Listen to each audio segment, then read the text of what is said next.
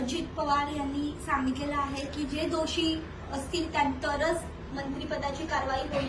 म्हणजे अजूनही त्यांना असं वाटतंय की धनंजय मुंडे दोषी नाहीत, कसं म्हणतात?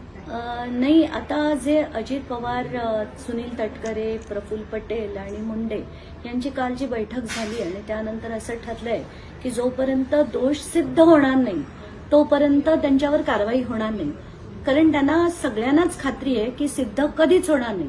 म्हणजे आपण जोपर्यंत भाजप बरोबर आहोत, सगळ्या यंत्रणा आपल्या तावडीत आहेत, कुणावरही कुठल्याही प्रकारची कारवाई होत नाही. कारण या सगळ्या चौघांपैकी तिघांना खात्री आहे. कारण आताच्या घटकेला जर अजित पवार आणि तटकरे यांचं म्हटलं, सिंचन घोटाळा एवढा मोठा झाला, गाजला, त्याच्यावर चार्जशीट्स फाईल झाले, पीआयएल्स झाल्या, तरी सुद्धा त्याच्यावरची कारवाई बंद करण्यात आली. प्रफुल्ल पटेल यांचा एव्हिएशन घोटाळा होता, सगळे त्याच्यातले पुरावे आले होते, तरी पण ही कारवाई बंद करण्यात आली. याच्याच वरनं आता सिद्ध होतंय की यांना खात्री आहे की कुठल्याही प्रकारची कारवाई कितीही सिद्ध झाले तरी होणार नाहीये.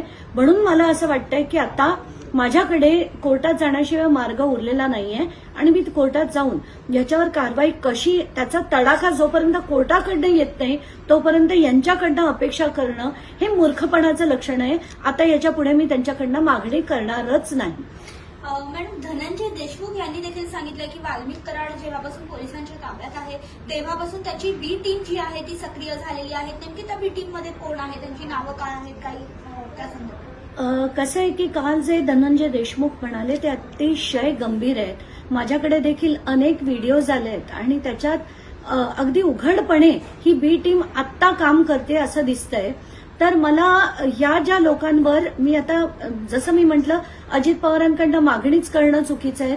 ते तिथले पालकमंत्री आहेत, म्हणून मी आता ही मागणी एसपींकडे आणि डीजींकडे करणार आहे की आत्ताच्या घटकेला तिथे बालाजी तांदळे असो, बोराळे असो, संजय केदार असो, डॉक्टर वायबसे असोत, म्हणजे डॉक्टर वायबसे ज्यांच्या पत्नीने अगदी थेट फोनपेनी पैसे देखील ट्रान्सफर केले होते सुदर्शन घुळे यांना, अशी जी लोक आहेत ती मोठ्या प्रमाणावर आता कार्यरत आहेत आणि त्यांच्यावर ऍक्शन व्हावी अशी मागणी करण्यासाठी मी आता एसपी आणि डीजी या दोघांकडे सगळे